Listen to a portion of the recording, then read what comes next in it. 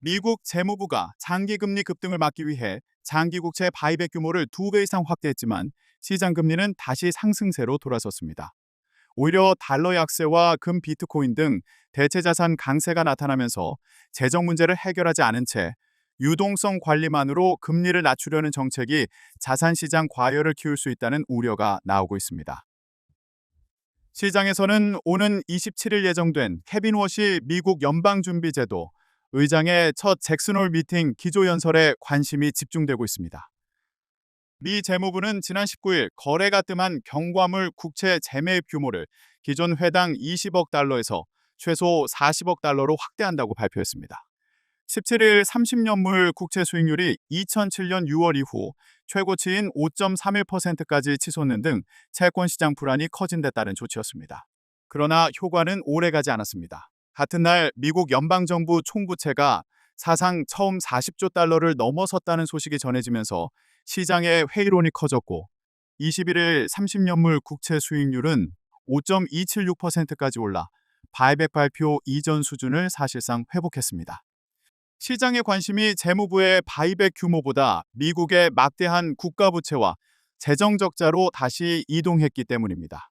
미국의 총부채 40조 달러 가운데 시장에서 거래되는 공공보유 부채만 약 32조 달러에 달하며 재정적자는 국내 총생산의 6%를 웃돌고 있습니다. 올해 정부의 이자 비용만 약 1조 2천억 달러로 추산됩니다. 특히 국채 바이백은 거래가 뜸한 국채를 회수해 시장 유동성을 높이는 부채 관리 수단으로 중앙은행이 통화를 발행해 국채를 사들이는 양적 완화와는 성격이 다릅니다. 미국 정부가 재정 적자를 이어가는 한 다른 형태의 국채 발행도 계속될 수밖에 없습니다. 정책 효과의 부담은 달러에 집중되고 있습니다. 유로와 엔 등 주요 6개 통화 대비 달러 가치를 나타내는 달러 인덱스는 21일 98.8까지 하락해 5월 이후 3개월 만에 최저치를 기록했습니다. 재정에 대한 우려가 커지는 가운데 장기 금리를 억제하려는 정책이 달러 약세로 이어지고 있다는 분석입니다. 반면 금과 비트코인 등 대체 자산에는 자금이 몰리고 있습니다. 장기 금리를 인위적으로 억제하려는 움직임이 달러 가치 하락과 완화적 정책에 대한 기대를 키우면서 인플레이션 해지 수단인 금과 위험 자산인 비트코인으로 유동성이 이동했다는 분석입니다. 일각에서는 이 같은 움직임이 자산시장 과열로 이어질 수 있다는 우려도 제기됩니다. 재무부의 시장 개입이 채권 시장에는 단기적인 안정 효과를 줄 수 있지만 달러 약세와 완화 기대를 자극해 유동성이 다른 자산 시장으로 이동하는 이른바 풍선 효과를 낳을 수 있다는 것입니다. 요한 팔른베리 세계금위원회 선임 퀀트 애널리스트는 이번 조치가 정책 당국이 장기 금리를 시장에만 맡기지 않고 개입하려는 신호라며 향후 개입이 확대될 경우 달러 약세와 금융 억압을 통해 금에 대한 관심이 더욱 커질 수 있다고 분석했습니다. 전문가들은 재무부의 유동성 대응만으로는 미국의 재정 문제를 해결하기 어렵다고 지적합니다.